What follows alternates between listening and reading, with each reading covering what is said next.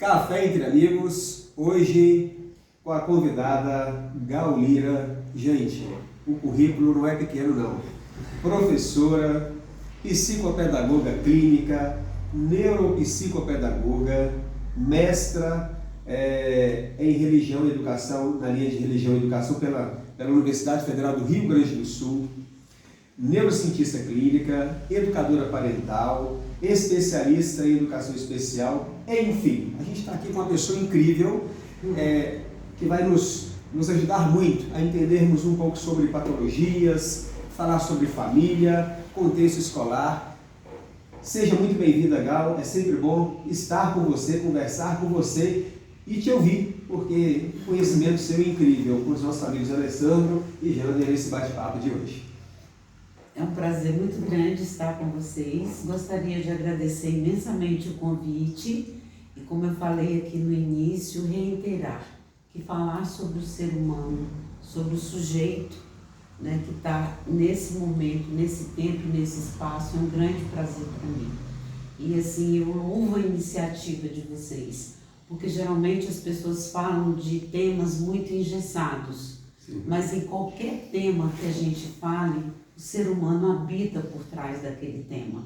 E nós estamos vivendo um momento onde o ser humano ele precisa ser olhado em toda a sua extensão.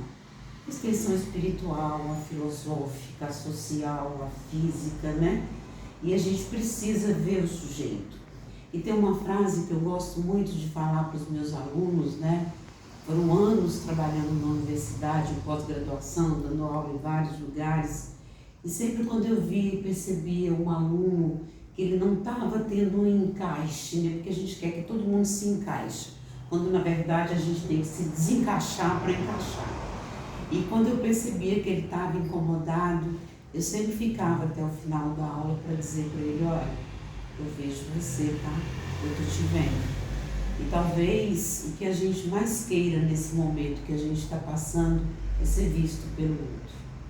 Porque não é todo mundo que tem a condição e a coragem de dizer, olha, eu não estou bem, eu estou precisando falar. As pessoas, elas estão mais introspectivas. Então, cabe a nós ter um olhar mais apurado, um olhar mais doce, mais sensível, para poder acolher o outro. Nós estamos numa época, gente, de acolhimento e não de banimento. Isso. Essa sou eu.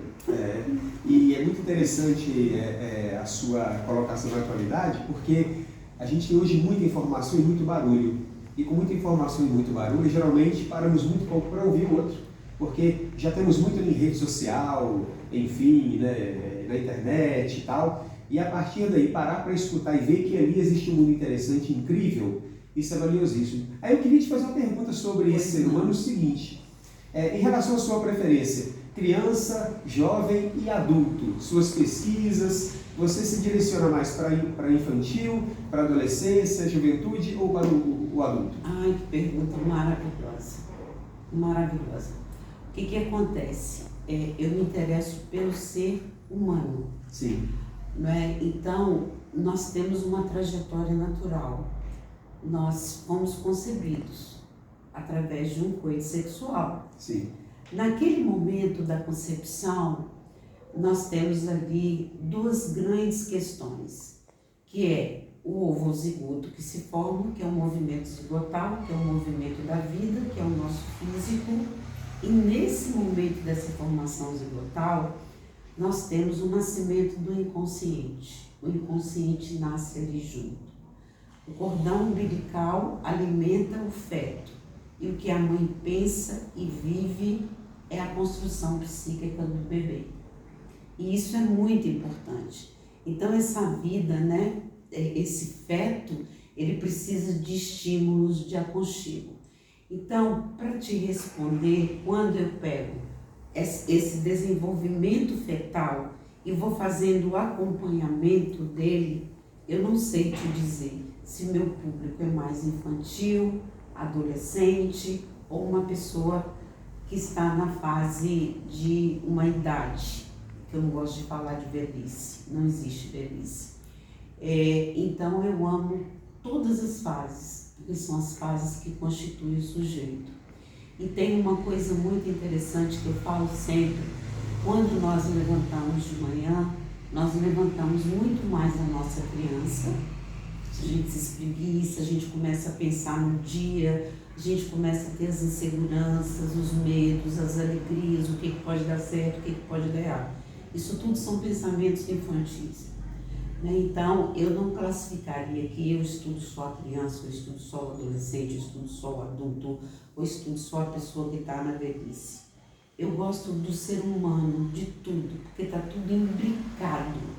Ou seja, eu vi uma coisa muito interessante esses dias, no Instagram até, que um rapaz de 40 e poucos anos, ele fez uma tatuagem assim nas costas dele, onde ele colocou uma chinelada. Ele fez uma chinelada e ele escreveu: mãe, hoje não me bates mais. E aquilo ali me chamou muito a atenção, porque uma pessoa já com uma idade, né, que já era para ter um amadurecimento, ele estava muito ligado ainda a uma fase infantil de quando ele apanhava. Sim. É tanto que ele quis marcar no corpo, né? Porque, na verdade, o que é a tatuagem? A tatuagem é a marca da falta. Sim.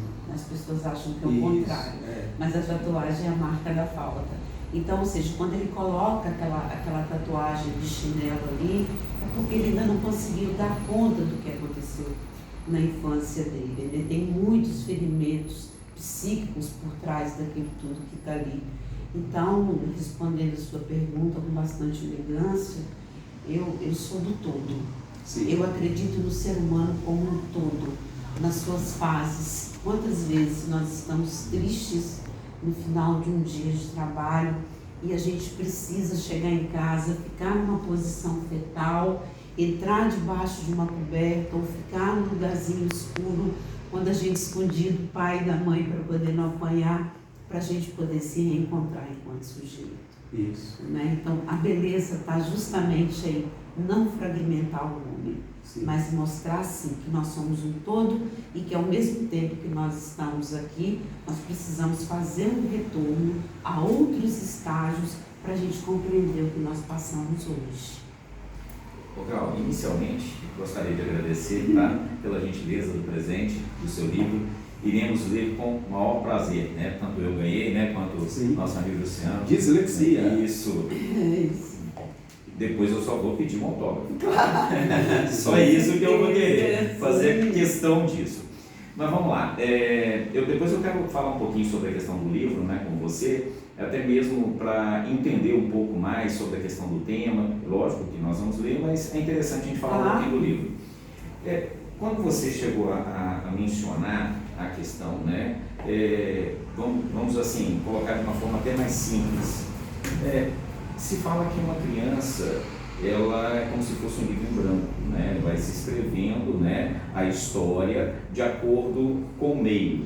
Você acredita que seria só o meio que vai modificar essa criança, ou você acredita que já na concepção, lá na gravidez, você vai ter algumas coisas que vão impactar também na linha de vamos colocar assim, escolar, de amizade e várias outras questões que envolvam, né, essa criança dentro de uma sociedade? Então, a minha pergunta, né, eu acho que você já entendeu, é a gravidez que vai começar a escrever ou um meio que você acha que vai começar? O meio, né, a gente vê que às vezes depende muito da família. Às vezes tem família que está preocupada só em trabalhar, então ela chega em casa, ela coloca ali um tablet na mão da criança, coloca um celular na mão da criança e ali ele acha que está ficando em paz. Ou que fique, né, essa criança às vezes com uma babá ou uma outra pessoa que trabalha, né,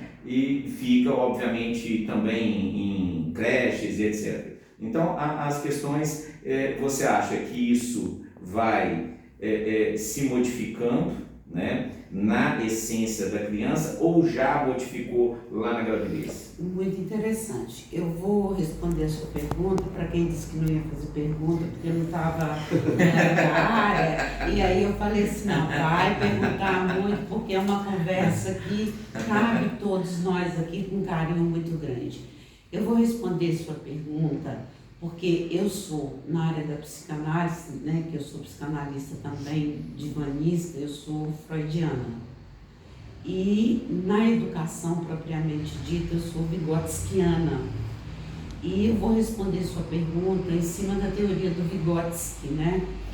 O Vygotsky, ele fala sobre a zona de desenvolvimento real. A zona de desenvolvimento real, vou colocar o símbolo, eu sou professora, tá, gente? Aqui, ó, zona de desenvolvimento real, zona de desenvolvimento proximal. A zona de desenvolvimento real é tudo o que nós trazemos desde o tempo da barriguinha, desde o feto. Ou seja, o bebê, o feto, ele vai se desenvolvendo normalmente durante 9 meses, mas obviamente temos as gestações de 7 meses, 6 meses, 4 meses, né? Mas na zona de desenvolvimento real, Vygotsky, ele diz o seguinte: ali estão os primeiros registros.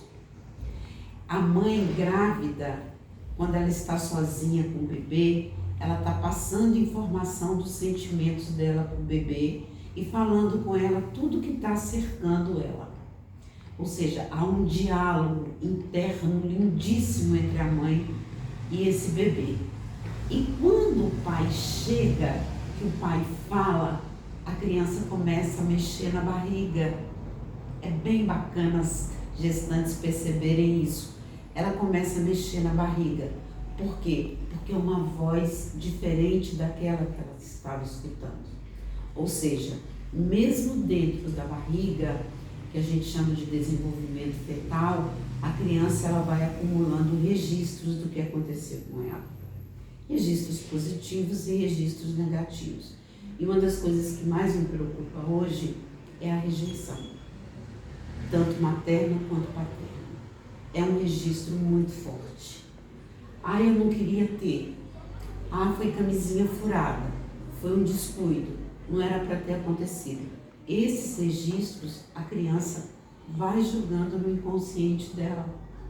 Mesmo que ela esteja na barriga, é um ser humano que está ali dentro. Então, o Vygotsky fala isso como zonas de desenvolvimento real, que está acontecendo antes dela sair para fora do útero e estrear no mundo. E a outra que o Vygotsky fala, que é a zona de desenvolvimento proximal, que é quando ela sai da barriguinha, que ela chega, que vai acontecer tudo ao externo dela. Aí ela vai juntar o que aconteceu na gestação, mas o que está acontecendo ao redor dela. E ela vai se construindo. E nós chamamos isso de construto social. Então, a sua pergunta foi maravilhosa. Esse construto social ele é muito importante e o Vygotsky fala disso de uma riqueza muito grande. Eu aconselho que todos leiam.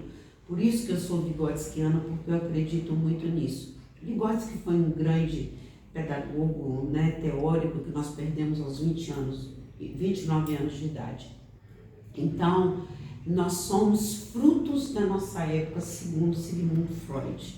Ou seja, nós somos fruto do ventre, fruto de quando saímos do ventre e de todas as informações que foram passadas para nós, dentro e fora do ventre. Te respondi? Sim, sim. Tem só uma coisa que eu queria falar, que eu acho que é bem pertinente em cima do que você pergunta, que você até trouxe essa fala aí, que eu acho bacana a gente dizer, inclusive para os nossos ouvintes, quando a gente fala de família, né, porque quando a gente está falando de concepção de criança, a gente está falando de família, não importa o modelo da família. Mas assim, a gente sai tanto de casa para poder buscar o que a gente acha que falta em casa, que na verdade os nossos filhos não querem o que a gente traz, eles querem a nossa presença. E isso para mim é uma das coisas mais desafiadoras hoje na minha profissão. Porque o pai está não sei aonde, a mãe está não sei aonde, não sei o que, não sei o que, para poder trazer o provimento para dentro de casa.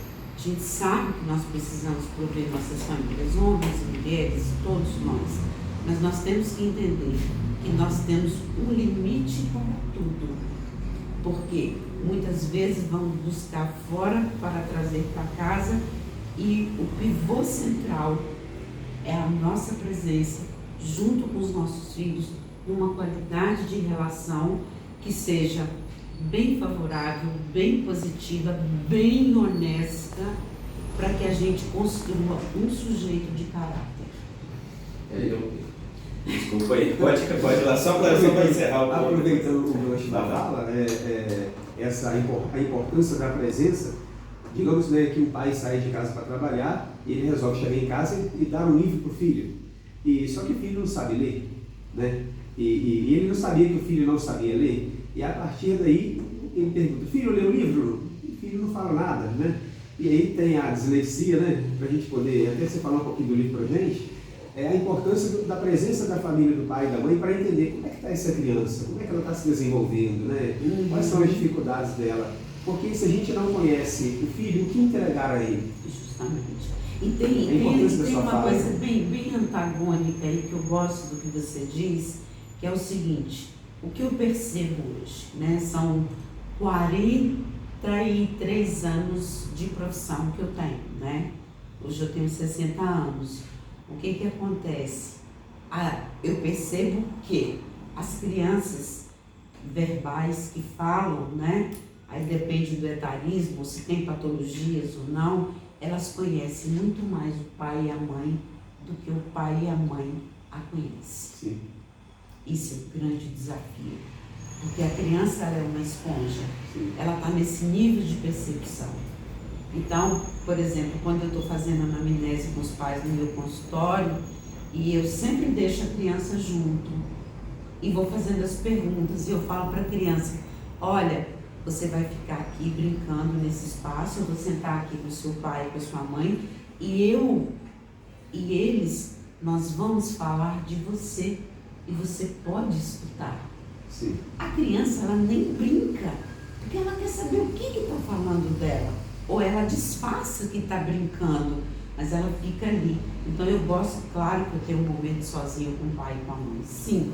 Mas eu gosto que esse primeiro momento ela escute e ela saiba: nós estamos falando de você.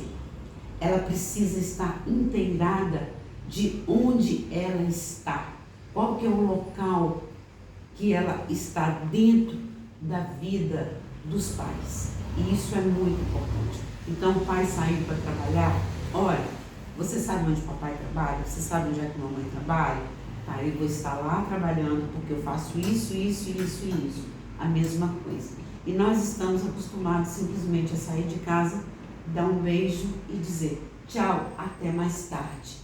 Mas e esse nível de pensamento infantil ou do adolescente fica como? Mas como? Onde ele está? O que ele faz mesmo? O que está acontecendo? Porque nós nos construímos em cima das perguntas e não das respostas. Sim. A sua fala, ela provoca na gente uma anistia no interior, né? Porque sim, a gente viaja tanto, pensa na família, na casa, no trabalho, e começa a peraí, o que está faltando? O que eu posso fazer para melhorar tudo isso, né? Então, é interessante que a fala nos incomoda e nos mobiliza para a gente poder ser um ser humano melhor. Né? Justamente. E é nesse lugar que eu quero estar. Muito legal. Porque o que acontece? É muito difícil para mim. Eu sou uma grande estudiosa, né? Eu já tenho 5 livros publicados. Vou publicar agora um livro, né, dia 2 de agosto em São Paulo, com grandes coautores do Brasil inteiro. E eu fiquei muito lisonjeada por ser escolhida, né, por conta de currículo, de palestras, enfim. Depois a gente pode até falar um pouquinho mais sobre isso. Mas por quê? Porque esses colegas meus, esses coautores que estão junto comigo, outros, né, escritores no qual eu tenho relações bem próximas, eu sempre falo com eles o seguinte: você está gostando do que você está escrevendo? Ah, estou adorando o que eu estou escrevendo. Gal, estou escrevendo assim, assim, assim. Eu falo, não acho que é muito legal, não. Mas por quê? Como assim? Eu falo, te tirou da zona de conforto?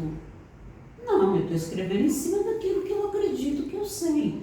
Eu digo, tenta sair um pouquinho da zona de conforto, vai ver o que as outras pessoas estão falando sobre isso que está aí, para depois você ter uma ideia maior, mais ampla daquilo que você está escrevendo. Porque também o que me preocupa hoje nos escritores é que eles querem escrever apenas temas que não tiram da zona de conforto. Sim. E a gente conhece o sujeito quando a gente tira ele da zona de conforto. Eu falo isso em todos os sentidos. Advogado, advogada, servidor público, psicólogo. Às vezes você sai de casa com a sua agenda mental. Todos nós temos uma agenda mental quando levantamos. Fora a física, né? Nós temos uma agenda mental, vou fazer isso, aquilo, tal. Aí de repente você sai com a agenda mental organizada, aí estaciona o carro, alguém vai lá e guincha seu carro. E aí? A agenda mental foi pro beleléu. Como é que você, enquanto ser humano, vai reagir? Porque você saiu da sua zona de conforto ali naquele momento. Então eu acho crucial hoje nós fazermos terapia, nos compreender e entender até onde eu vou quando me tirarem da zona de conforto. E em casa a gente vê muito isso, né? Quem nos tira muito da zona de conforto é a criança. Quando você fala que gosta de trabalhar com tudo, né? Então, o adulto está aqui, a criança desperta, incomoda, né? Te desperta, né? Sim, com certeza, com certeza. Sim, com certeza. Então, é interessante isso. A gente buscar esse movimento, esse despertar para novos ambientes, novos encontros, né? Faz com que a vida seja muito mais saborosa, né? Isso. E você despertando os escritores para isso, no nível de escrita, né, que é um nível alto de fala, de diálogo, né, de muito conhecimento, muito conteúdo, e mesmo ali é preciso que haja uma saída dessa zona de conforto, não importa o grau, né? Não importa. Eu sempre escrevo, né? Tem um livro de dislexia que eu trouxe de presente, tem esse que está aqui, que é o Parceiros do Imaginário, que está sendo vendido na Amazon já há um tempo. Esse daqui, Educação, Aprendizagem e Contexto Escolar, eu sou coautora, né? Que é Quando a Infância Dói, volume 2. Eu estou nesse livro, né? O que será lançado agora. E aí é uma escrita técnica, né? Mas que eu perpasso por vários lugares, inclusive pelo chão da escola, porque pisar no chão de escola não é uma coisa simples, como as pessoas acham que é. Aí agora eu preciso falar para o meu cérebro o seguinte: olha, cara, a gente produziu muito essa coisa agora, mas eu sou uma mulher, então eu quero escrever outras coisas. E aí eu comecei a escrever meu primeiro romance agora, Olha, que se chama Ana Clara, 13 Primaveras da Minha Vida. Olha. E eu concluí a escrita. Maravilha. E aí, depois desse lançamento em São Paulo, eu já vou estar mandando para a editora, já tenho quem vai fazer o prefácio, que eu não posso falar o nome aqui agora, já tenho quem vai, e eu vou lançar esse romance, se Deus quiser, até o ano que vem, porque parece simples, mas nós levamos em média 2 anos para poder escrever uma obra desses portes que estão aí. Sim. Então eu também quero entrar nessa área do romance, porque é uma coisa que eu gosto. E tem uma coisa bacana, porque quando eu tenho diversos olhares e diversas formas de trabalhar, automaticamente eu vou jogando sinapses no meu cérebro, né? Ou seja, o meu cérebro ele vai entrando em ebulição. Então, quanto mais eu prego peças no meu cérebro, eu quero aprender violão, não sei nem por onde é que passa, mas eu quero. Eu estou mandando uma mensagem para o meu cérebro que eu quero aprender violão, que eu quero aprender alemão, que eu quero cozinhar aquilo. Então ele fica lá em ebulição, vai gerando sinapses. E aí o que acontece? Demora a chegar a demência, demora a chegar o mal de Parkinson, o mal de Alzheimer, demora. Por quê? Porque você está utilizando dos seus neurônios, das sinapses que estão mandando ali, criando neurotransmissores e colocando o seu cérebro inteiro para pensar. Eu falo sempre o seguinte: pense muito, mas sobre diversos assuntos, diversas coisas. Nunca pega a sua existência e coloca ela apenas em um local. Porque o ser humano, ele tem uma capacidade enorme, graças à neuroplasticidade cerebral, de se encontrar em vários espaços ao mesmo tempo. Eu estou agora, para o ano que vem, começando uma nova graduação, bem distante. Eu já tenho 2 graduações, letras, né, porque eu fui fazer por uma questão de escrita e de pedagogia, e vou começar uma outra graduação o ano que vem, porque eu tenho um prazo para ela, para poder dizer para o meu cérebro, olha, agora você vai ter que aprender outra coisa aqui, porque a gente não pode adoecer, a gente tem sempre que estar na ativa. Isso. Deixa eu voltar um ponto aqui, que realmente me chamou muita atenção. Quando você falou sobre a questão do caráter, é lógico que isso foi lá atrás, no início da sua fala, eu lembrei aqui de um fato, de uma discussão que me marcou muito, há quase 30 anos atrás. Graças a Deus eu tenho uma memória muito boa. Eu lembro que nós chegamos a discutir, tá, um ponto sobre a questão do Lombroso. O Lombroso ele tinha, né, uma teoria que ele acreditava que a pessoa já nascia com algumas características físicas que seriam pré-determinantes para a pessoa cometer crime. É lógico que, obviamente, essa teoria na época foi muito criticada, mas é uma teoria que se falava, né, logo na introdução ali do direito penal e etc. O que acontece? Eu lembro que a gente fez tipo um fórum de discussão e a pergunta que começou a nascer é quando que a criança, o ser humano, ele começa a formar a questão do caráter. Quando que ele começa a determinar, por exemplo, o que é o certo, o que é o errado. Quando que ele começa ali a traçar todo o caminho que ele vai, né, ter dentro de uma sociedade. Então, essa discussão ele começou justamente por causa da teoria do Lombroso, que eu lembrei. Né, eu lembro que ele fazia, né, algumas dessecações, dessecava, né, as pessoas, ele fazia visitas em presídios e essas coisas todas, né? Tentando achar coisas físicas na pessoa para justificar que a pessoa viesse a cometer um crime. É lógico que isso aí foi batido e muito, né? Então é esse ponto que eu queria levantar. O que você acha que nós temos hoje em idade? Como que seria essa questão determinante para a criança formar o seu caráter? Eu diria o seguinte, a formação do caráter, ela é um construto para a vida inteira, tá? É a vida inteira, mas ela vai ter o seu respingo lá na infância, na construção infantil. A construção infantil, no primeiro ano de vida, a criança, ela é a fase do espelho, ela está olhando tudo ao redor dela. Ela está conhecendo a mão dela, o cabelo dela, o peito da mãe. Ela está conhecendo o que é físico para ela poder se constituir no mundo, enquanto sujeito físico. Após 2 anos de idade, ela já entra numa fase que a gente chama de uma fase final oral para começar uma fase anal. E aí começa a construção infantil, que ela vai até 9, 10. Se eu estivesse tendo essa conversa aqui há 40 anos atrás, eu não colocaria 9 e 10, eu colocaria 14, 15. Mas nós estamos vivendo num mundo extremamente precoce. Então, essa formação de caráter, ela começa o seu construto na construção infantil, que se a gente for falar de etarismo, começa aos 2 anos de idade e vai no decurso inteiro da vida.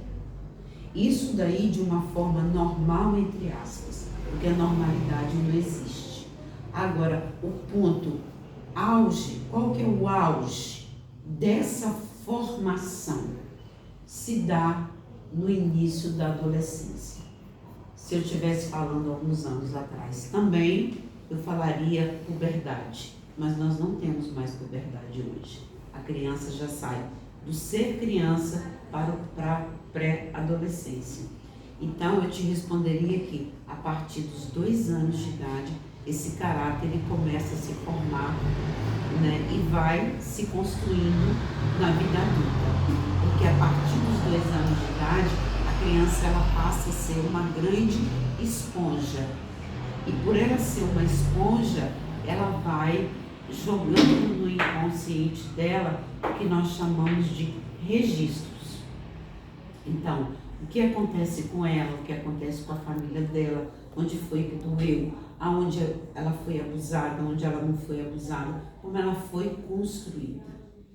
Né? Eu vou citar um exemplo que eu acho que, né, vocês como advogados, toda a mídia toda, a gente viu a questão do maníaco do parque, que ele tinha um sociopata, na verdade psicopata, né?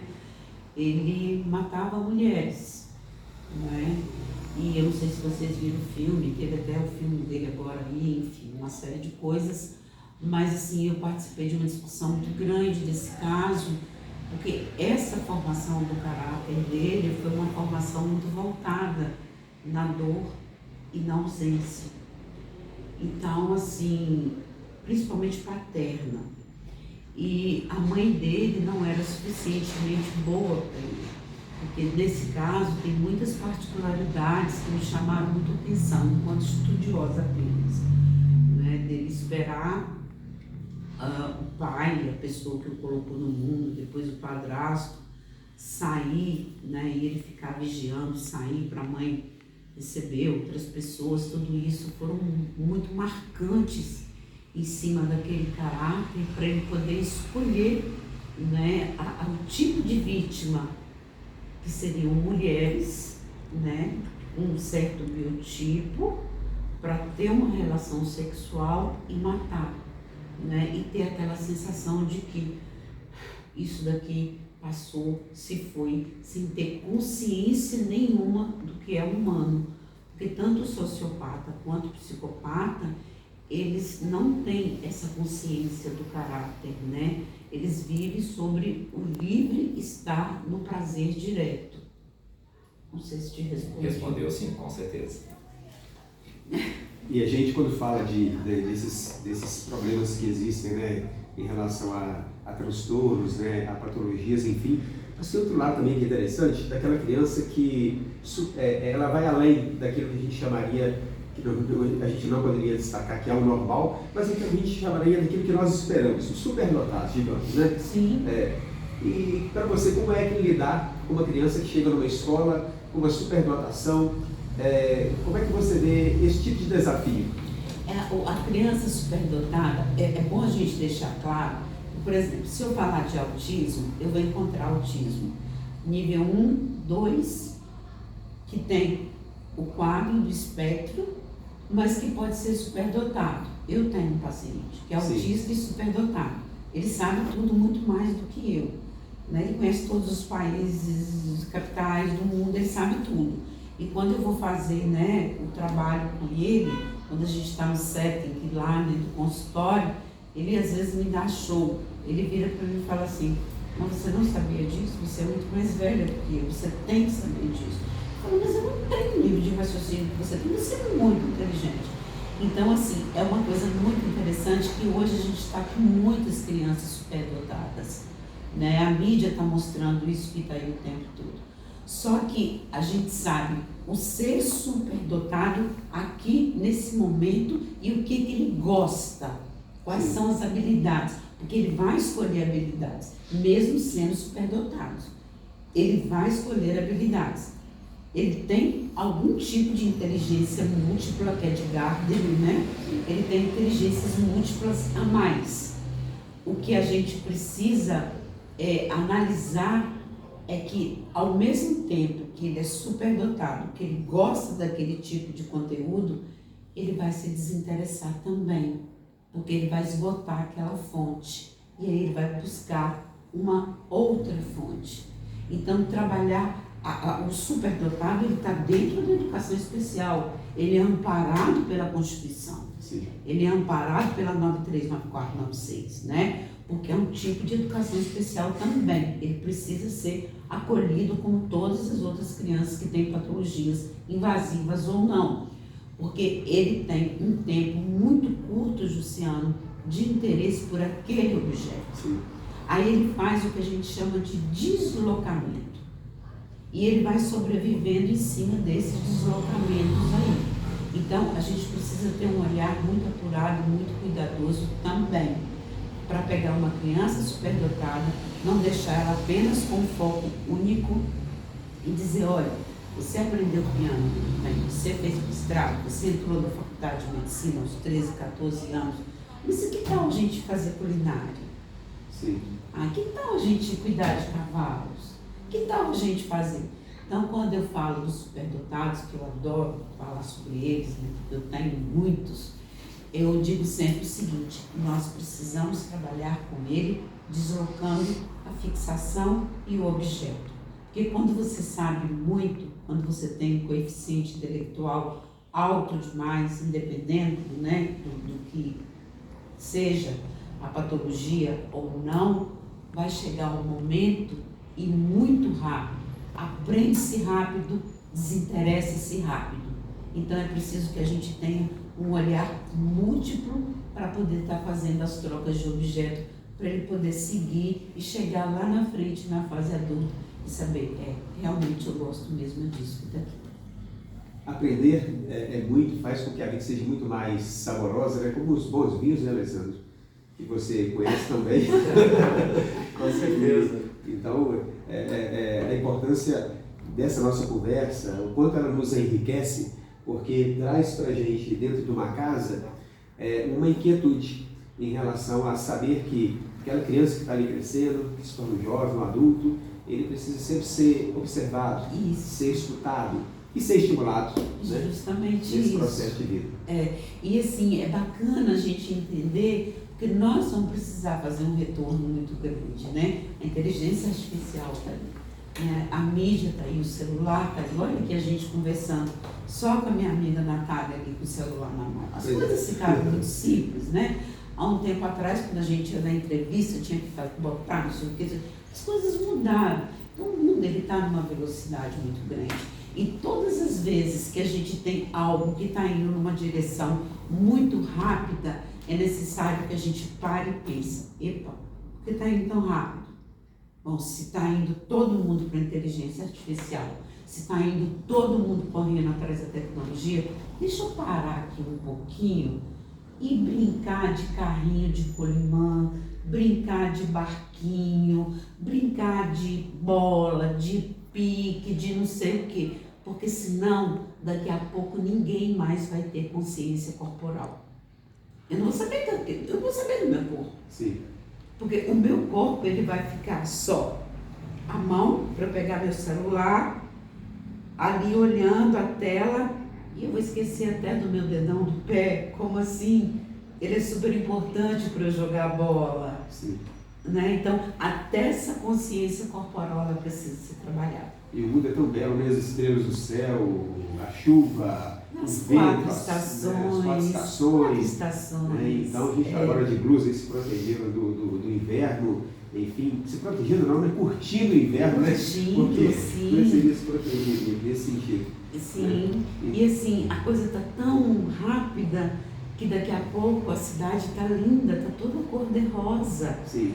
E será que a gente já teve tempo de tirar alguma foto das árvores na cidade? Quem é que tirou? É interessante isso porque parece que uma estação avisa a outra. Parece que o IP dá um recado, ó, eu estou só mostrando o que vai vir daqui a pouco, em muitos lugares. Isso. É IP, né?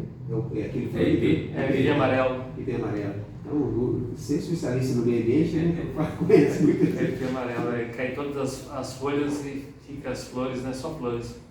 Eu queria fazer uma pergunta, Gal. Pode. Deixa eu só complementar o que você falou, que eu acho muito bacana da gente ter trazido essa questão da árvore aqui e respondendo, acho que tudo que me foi perguntado aqui até agora, da formação de caráter, de tudo que a gente conversou, o que é uma árvore que não tem raízes profundas. Essa metáfora é muito linda, né, da cora coralina, porque o que acontece? As raízes profundas é que vão sustentar a beleza da árvore e a permanência dela, né? Então, a família, as crianças é a mesma coisa. É necessário que se tenha raízes profundas. Pode perguntar. Como a gente estava conversando anteriormente sobre a questão do ser, né? De se preocupar com as pessoas, com o ser. Pessoa do século passado, século XX, né? na década de 70. Então, assim, eu fui criado com a presença da minha mãe. A minha mãe que cuidava do lar e da educação dos filhos. Né? Com essa revolução feminina, que eu acho muito interessante, né? A mulher do século XXI, ela saiu de dentro de casa para ajudar o esposo, né, a manter o lar. Então, assim, os filhos passaram a ficar nas escolas, tempo integral, às vezes com babás, ou às vezes sob os cuidados, né, dos avós, né, que passaram a ter esse papel também na criação dos netos. E os pais às vezes chegam em casa muito cansados da jornada de trabalho, e às vezes eles não têm aquele tempo, aquela energia para poder dar atenção, brincar com os filhos. E hoje tem a questão da tecnologia, né, a internet, telefone, né, celular, computador. Então, assim, muitas das vezes, né, para esses pais terem um descanso, né, eles presenteiam seus filhos com o celular, né, e apresentam as redes sociais, essas coisas a mais. Eu fico pensando assim, igual a minha filha, ela cresceu sem ter contato com os primos, que era uma coisa mais do século passado. A gente crescia em contato com os familiares. Hoje em dia isso está ficando cada vez mais raro. As crianças estão ficando mais dentro de casa quando não estão na escola, e deixaram de ter amizades, e a amizade passou a ser o telefone, os joguinhos. Eu queria saber de você como lidar com tudo isso e aonde a nossa sociedade vai parar. A nossa sociedade está evoluindo de uma forma tecnológica, mas e essa questão do sentimento, da atenção, né, do cuidado? Como os nossos jovens, como as próximas gerações, elas estarão sendo preparadas para o que vem pela frente? É muito interessante, né? A gente fala que tem uma quantidade de autismo muito grande. Tá, tem sim. Tem uma quantidade de disléxicos muito grande? Tem, mas aqui no meu livro, por exemplo, a gente vai ver que Einstein era um disléxico. Mas naquela época ninguém sabia, né? Dificuldade, lexia escrita. Então, o que acontece? Hoje, por conta dessa pergunta sua, temos muito casos de autismo, TDAH, TOD, tudo isso que está aí. Mas é porque evoluímos no diagnóstico, mas sempre existiu. A gente está num estudo muito profundo agora sobre a questão do autismo, de onde é que ele está vindo. Já estamos chegando a uma conclusão. Esse grupo de estudo ele deve terminar o ano que vem. Se vocês quiserem, eu até venho aqui para poder trazer o resultado, mas são pessoas de outros países, outros lugares. A gente está fazendo um estudo muito grande.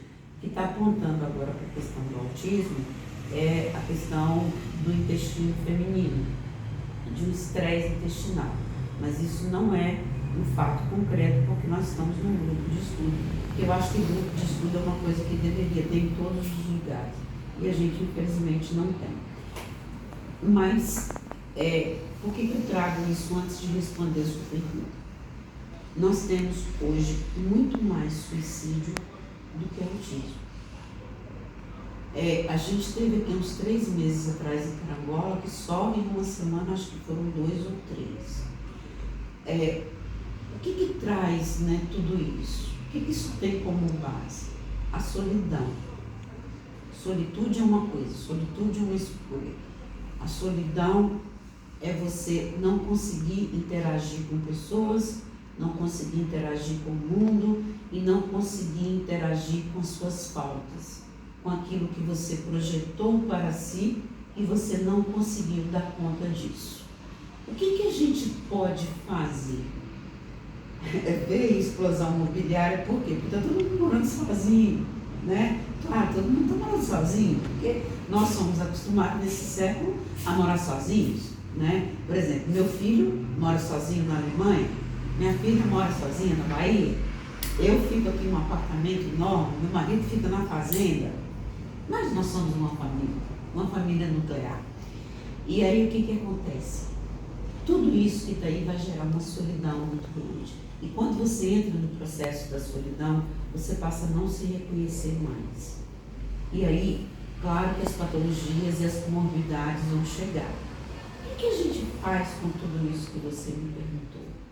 O pai chega cansado, a mãe chega cansado, mas é preciso que a gente tenha um cardápio de diálogo, que a gente crie narrativas importantíssimas. É você sair de manhã para trabalhar e virar para seu filho e falar: olha, quando eu chegar do trabalho, sua mãe chegar do trabalho e você fizer suas atividades A, B, C, D, a gente vai discutir hoje sobre a Grécia.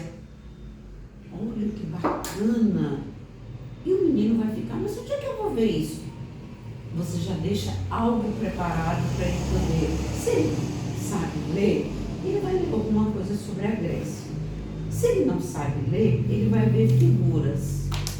E quando vocês terminarem o jantar, mesmo que durante o dia tenha saído da sua zona de conforto e tenha acontecido caos, vai falar sobre a Grécia.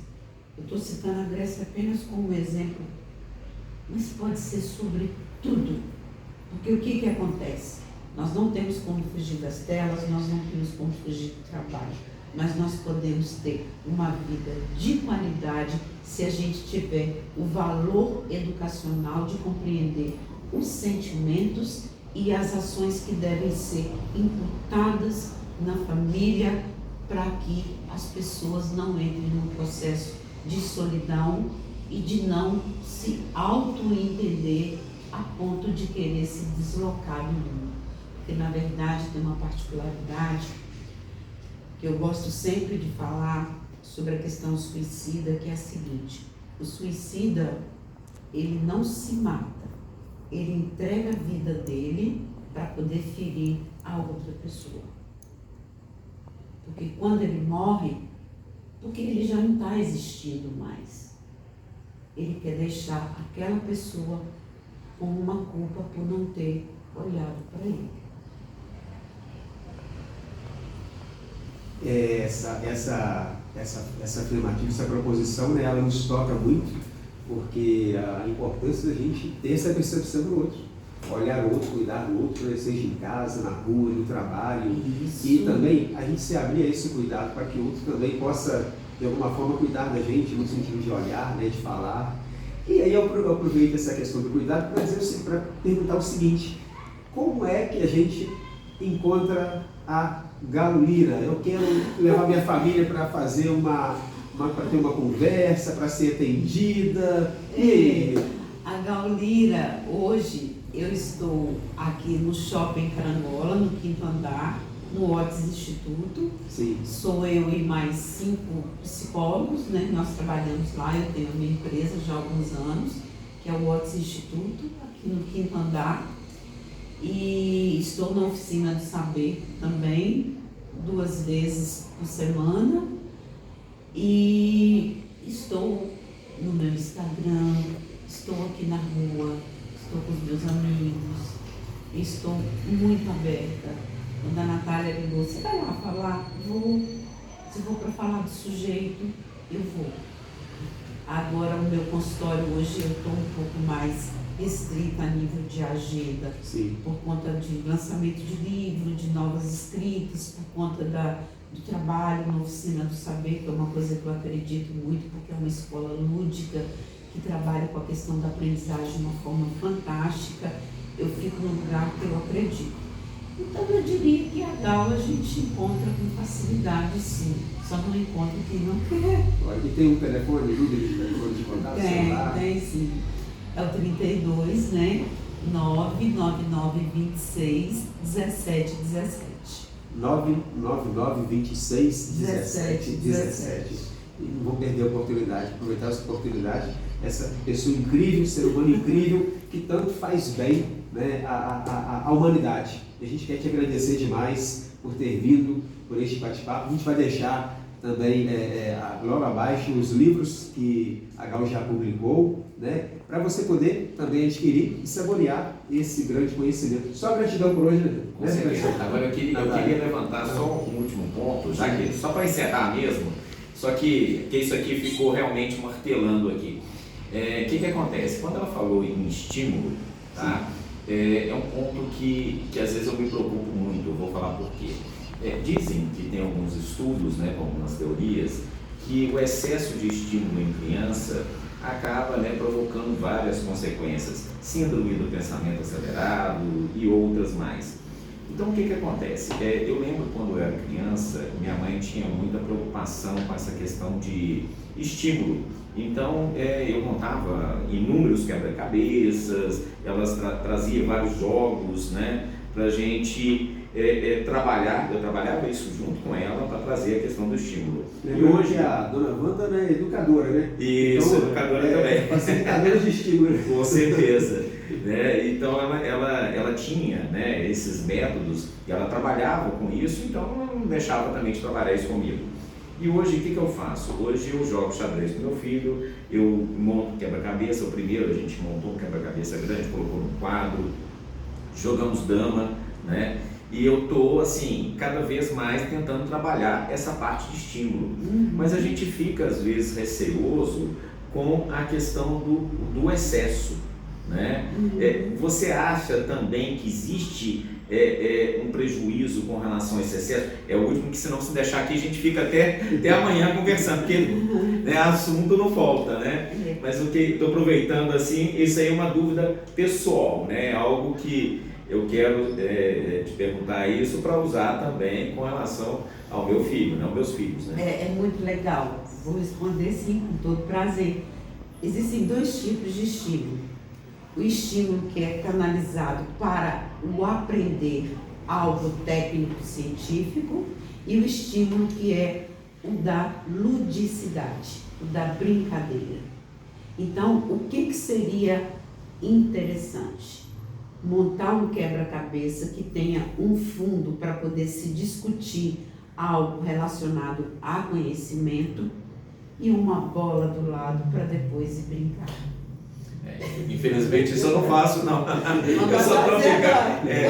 O último nós montamos um robô, né, de quase 2.000 peças, né? Eu comprei aquelas pecinhas pequenininhas, né? Então demoramos vários dias, mas a bola realmente está faltando. Então, agora o convite fica esse. Vai montar o quebra-cabeça fantástico de um robô que é atualidade, mas vai jogar bola também. Isso é muito importante. Muito obrigado. Muito obrigada. A gente só agradece, né, por esse encontro, por essa conversa. Eu acredito que cada um vai trazer para si uma frase e vai levá-la. Eu vou levar aquela, eu tatuo aquilo que me falta. Né? Eu gostei, não só dessa, de todas, mas é interessante quando a gente se interessa por algo e vem aquela proposição e a gente fala, eu coloco em mim, marco em mim aquilo que me falta. A autoconsciência é muito importante para a gente ser um bom sujeito, né? Isso mesmo. E eu te agradeço muito por esse encontro, né? A gente teve esse bate-papo, só gratidão. Deus te abençoe muito nessa trajetória e que nós possamos estar juntos outras vezes para só nos enriquecermos com a riqueza que você é enquanto ser humano, enquanto pessoa. Muito obrigado. E vamos tentar, né, investir cada vez mais no ser humano e na sociedade, que isso realmente faz a diferença. É isso que nós precisamos. Um grande abraço e até a próxima no Café com Amigos.